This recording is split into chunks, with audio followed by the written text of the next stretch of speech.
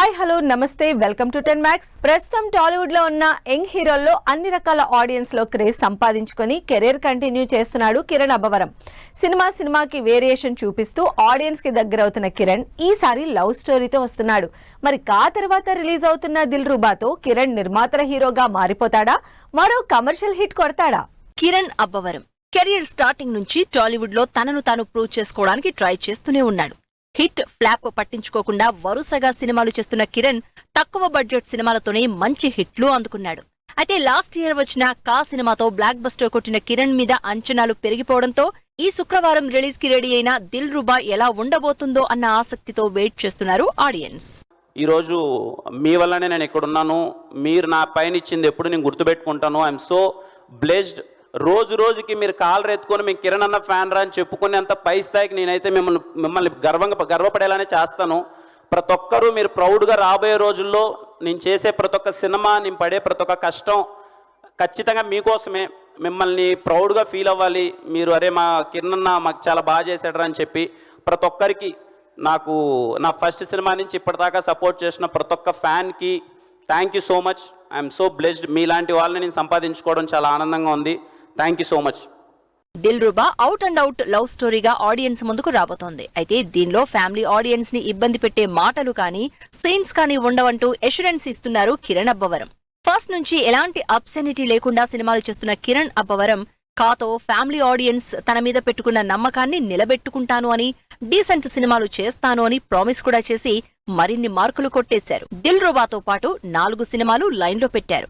ఈ సంవత్సరం దిల్ రూబా రిలీజ్ తర్వాత మరో సినిమాని రిలీజ్ చేస్తున్నట్టు అనౌన్స్ చేశారు. అంతేకాదు కనీసం సంవత్సరానికి 3 సినిమాలు రిలీజ్ ఉండేలా ప్లాన్ చేసుకుంటాను అంటున్న కిరణ్ తన మార్కెట్ ని కూడా అంతే పెంచుకుంటూ పోతున్నాడు. ఇప్పటికే మినిమం గ్యారంటీ హీరో అనిపించుకున్న కిరణ్ నిర్మాతల హీరోగా కూడా మారిపోతున్నాడు. ప్రొడక్షన్, ఎడిటింగ్ ఇలా అన్నింట్లో ఇన్వాల్వ్ అవుతూ సినిమా అవుట్పుట్ మీద ఎఫర్ట్ పెడుతున్న కిరణ్ అబ్బవరం యాటిట్యూడ్ కి ఫిదా అవుతున్న జనాలు అదే లైన్ లో సినిమాల మీద కూడా ఇంట్రెస్ట్ చూపిస్తున్నారు. మరి కా లాంటి బ్లాక్ బస్టర్ తర్వాత వస్తున్న దిల్ రుబా కిరణ్ కి బ్యాక్ టు బ్యాక్ హిట్ ఇస్తుందో లేదో చూడాలి. ఎప్పుడూ కమర్షియల్ సినిమాలే అయితే తీసే వాళ్ళకి చూసే వాళ్ళకి బోరే. ఫార్ములా సినిమాలు కాకుండా కొత్తగా ఏమన్నా ట్రై చేయాలంటే కమర్షియల్ గా వర్కౌట్ అవుతుందో లేదో అన్న టెన్షన్ మరోవైపు. అందుకే కొత్త కథలున్నా ఎక్కువగా చెప్పడానికి వెనకడుగు వేస్తారు మేకర్స్.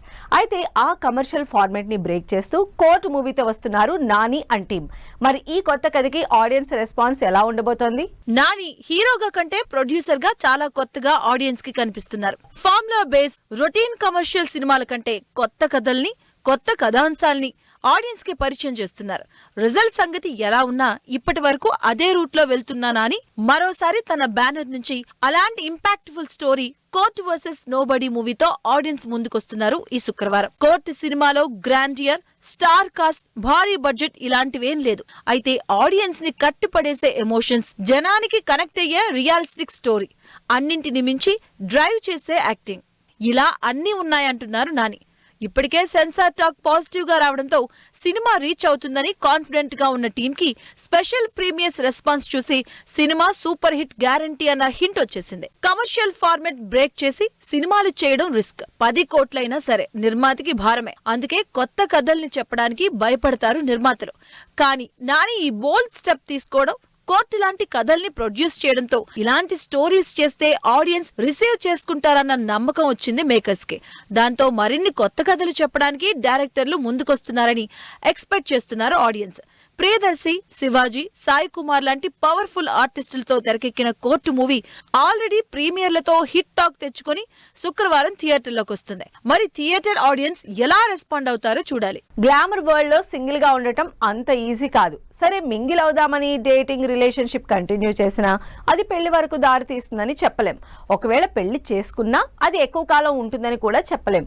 అందుకే ఎందుకు వచ్చిన తలనొప్పని సోలో బ్రతికే సో బెటర్ అని డిసైడ్ అయ్యారు ఈ హీరోయిన్లు. 30 దాటాయి, 40కి దగ్గరకు కూడా వస్తున్నాయి. ఇంకా పెళ్ళెప్పుడు చేసుకుంటారో, ఓ ఇంటి వాళ్ళు ఎప్పుడవుతారో అని ఒకవైపు ఫ్యామిలీ నుంచి, మరోవైపు ఫ్యాన్స్ నుంచి రకరకాల ప్రశ్నలొస్తూ ఉంటాయి. కానీ మేం పెళ్లి కాదు కదా, కనీసం రిలేషన్లో కూడా ఉండాలనుకోవడం లేదు. ఈ సింగిల్ లైఫే బావుంది, సోలో లైఫే సో బెటరు అంటూ కెరియర్ కంటిన్యూ చేస్తున్నారు హీరోయిన్లు. రీసెంట్ గా తమన్నా కూడా తన లవ్ లైఫ్ కి ఫుల్ స్టాప్ పెట్టేసినట్లు వార్తలు వైరల్ అవుతున్నాయి.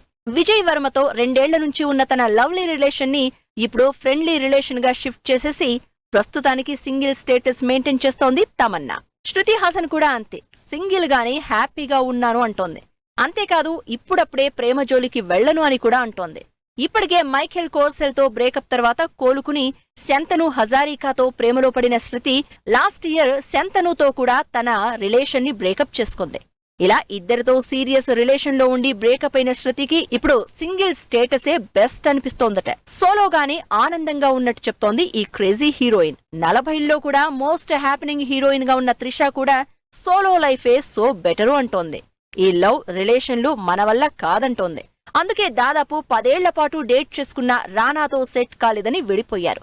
ఆ తర్వాత 2015లో బిజినెస్ మ్యాన్ తో ఎంగేజ్మెంట్ చేసుకుని పెళ్లికి రెడీ అయి ఆ తర్వాత క్యాన్సిల్ చేసుకుంది. ఈ గ్యాప్ లోనే తమిళ్ స్టార్ హీరో విజయ్ తో కూడా రిలేషన్షిప్ రూమర్స్ వచ్చాయి.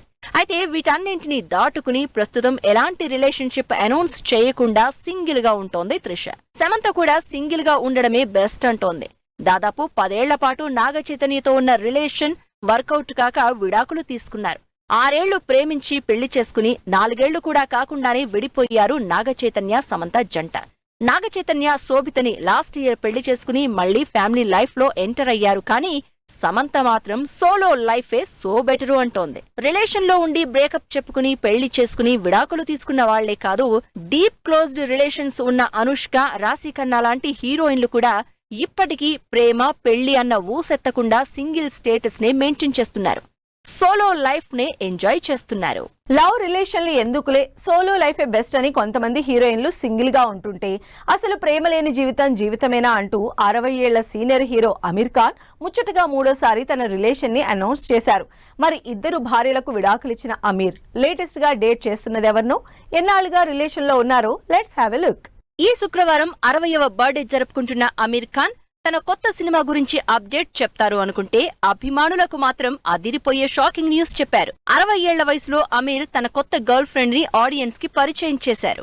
అసలు ఏమాత్రం ఎక్స్పెక్ట్ చేయని ఈ న్యూస్ అటు బాలీవుడ్ లోనే కాదు ఇండియా మొత్తం హాట్ టాపిక్ అవుతోంది. అమీర్ ఖాన్ గౌరీతో 18 నెలల నుంచి రిలేషన్ లో ఉన్నట్టు మీడియా ముందు అనౌన్స్ చేశారు. 25 ఏళ్ల క్రితం పరిచయమైన అమీర్ గౌరీ మధ్యలో టచ్ మిస్ అయిందని, మళ్లీ కొన్నాళ్ల క్రితమే టచ్ లోకి వచ్చామని, ఇద్దరం కనెక్ట్ అయ్యామని చెప్తున్నారు అమీర్ ఖాన్. బెంగళూరులో ఉండే గౌరీకి ఇప్పటికే పెళ్లై 6 ఏళ్ల కొడుకున్నాడు. అయితే గౌరీకి ఆల్రెడీ డివోర్స్ అయ్యాయని క్లారిటీ ఇచ్చారు. ఇప్పటికే అమీర్ పిల్లలు గౌరీని కలవడం వాళ్లకి నచ్చడంతో ఈ రిలేషన్ పబ్లిక్ చేశామని చెప్తున్నారు అమీర్. దాదాపు సంవత్సరంన్నర నుంచి డేటింగ్ చేస్తున్నా మీడియా కంటపడకుండా జాగ్రత్త తీసుకున్నట్లు చెప్తున్నారు అమీర్. అంతేకాకుండా గౌరీకి పర్సనల్ సెక్యూరిటీ కూడా అరేంజ్ చేసినట్టు ఇంట్రెస్టింగ్ డీటెయిల్స్ షేర్ చేసుకున్నారు.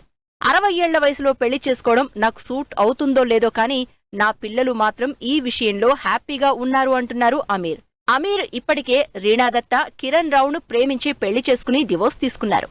ఇప్పుడు 60 ఏళ్ల వయసులో ముచ్చటగా 3వ సారి తన గర్ల్ ఫ్రెండ్ గా గౌరీని ఇంట్రడ్యూస్ చేయడంతో టాక్ ఆఫ్ ది టౌన్ అయ్యారు అమీర్ ఖాన్.